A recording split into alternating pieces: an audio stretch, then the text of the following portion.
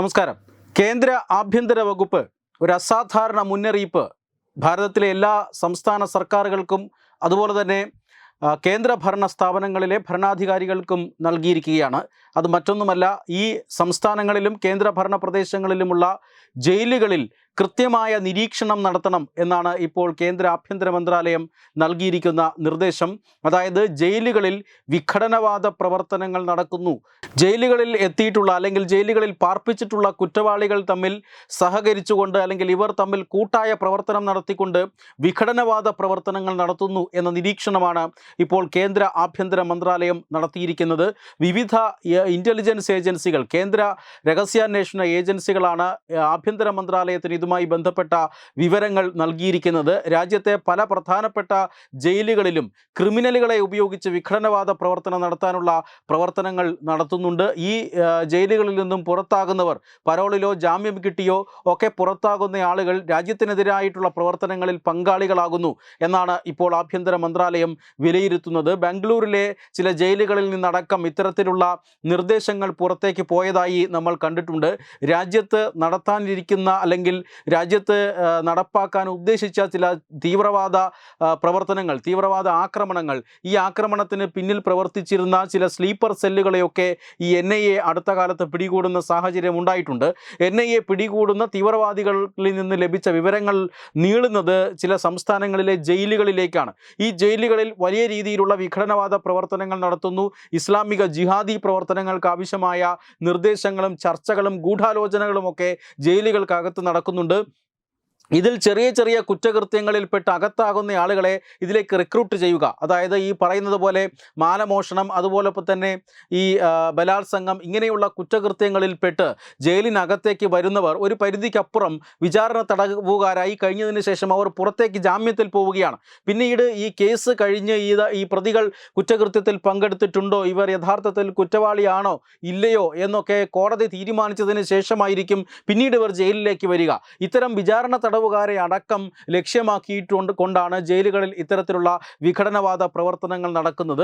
ചെറിയ ചെറിയ കുറ്റകൃത്യങ്ങളിൽപ്പെട്ട് അടക്കം ജയിലുകളിലെത്തുന്ന ആളുകളെയാണ് ഇത്തരത്തിൽ തീവ്രവാദ പ്രവർത്തനങ്ങളിലേക്കും വിഘടനവാദ പ്രവർത്തനങ്ങളിലേക്കും ആകർഷിക്കുന്നത്.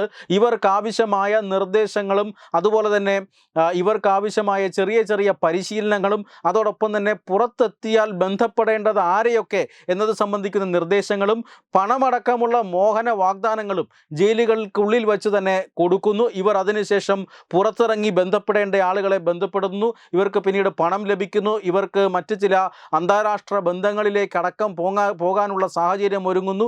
പിന്നീട് ഇവരെ കുറ്റകൃത്യങ്ങളിലേക്കും ഭീകരപ്രവർത്തനങ്ങളിലേക്കും നയിക്കുകയും അവർ രാജ്യത്തിനെതിരായ പ്രവർത്തനങ്ങളിലേക്ക് നീങ്ങുകയും ചെയ്യുന്നു എന്ന സാഹചര്യമുണ്ട്.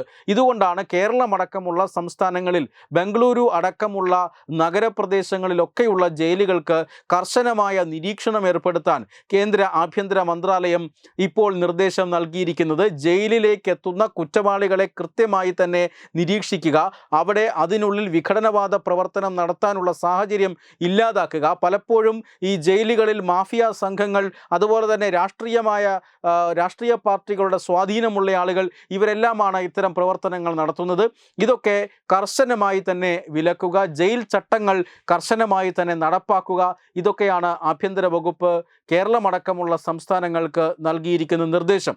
കേരളത്തിലെ കണ്ണൂർ സെൻട്രൽ ജയിലിലെ ഈ 10ാം ബ്ലോക്ക് ഇത്തരത്തിലുള്ള പ്രവർത്തനങ്ങൾക്ക് പേരുകേട്ട ഒരു ബ്ലോക്ക് കൂടിയാണ്. ഇവിടെ നിന്നും പലതവണ മൊബൈൽ ഫോണുകൾ പിടിച്ചെടുത്തിട്ടുണ്ട്, നിരോധിക്കപ്പെട്ട ലഹരി വസ്തുക്കൾ പിടിച്ചെടുത്തിട്ടുണ്ട്, മദ്യം ഉൾപ്പെടെയുള്ള നിയന്ത്രിക്കപ്പെട്ട ജയിലുകളിൽ നിരോധനമുള്ള വസ്തുക്കൾ കണ്ടെടുത്ത സാഹചര്യമുണ്ട്. ഇങ്ങനെ കുറ്റവാളികളെ പുറത്തേക്ക് പല ആവശ്യങ്ങൾക്ക് കൊണ്ടുപോകുമ്പോഴുമെല്ലാം ഇവർ പുറം ലോകവുമായി ബന്ധപ്പെടുന്നു.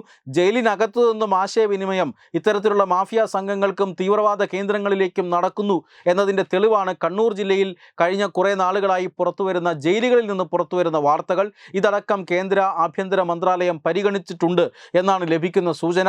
എന്തായാലും ജയിലുകളിൽ നടക്കുന്ന വിഘടനവാദത്തെ കൃത്യമായി തന്നെ കേന്ദ്ര രഹസ്യാന്വേഷണ ഏജൻസികൾ നിരീക്ഷിച്ചു മനസ്സിലാക്കിയിട്ടുണ്ട് എന്നും ഇതിൽ തന്നെ ആരൊക്കെയാണ് ഇത്തരം കുറ്റകൃത്യങ്ങളിൽ ഏർപ്പെടുന്നതടക്കമുള്ള നിർദ്ദേശങ്ങൾ കേന്ദ്ര ആഭ്യന്തരമന്ത്രി അമിത്ഷായുടെ പക്കലുണ്ട് എന്നാണ് ലഭിക്കുന്ന വിവരം. ഇത് തീർച്ചയായും ഇതിന്മേൽ കേന്ദ്ര നടപടി മേൽ ഉണ്ടാകും. പക്ഷേ ഭാവിയിൽ ഇത്തരത്തിലുള്ള കുറ്റകൃത്യങ്ങൾ ജയിലിനകത്ത് നടക്കാതിരിക്കാൻ, രാജ്യവിരുദ്ധ പ്രവർത്തനങ്ങളുടെ കേന്ദ്രമായി ജയിലുകൾ മാറാതിരിക്കാനുള്ള വ്യാപകമായ നിർദ്ദേശങ്ങളും മാർഗനിർദ്ദേശങ്ങളുമാണ് ഇപ്പോൾ കേന്ദ്ര ആഭ്യന്തര മന്ത്രാലയം സംസ്ഥാന സർക്കാരുകൾക്കും അതുപോലെ തന്നെ കേന്ദ്ര ഭരണ പ്രദേശങ്ങളിലെ ഭരണകൂടങ്ങൾക്കും നൽകിയിരിക്കുന്നത്.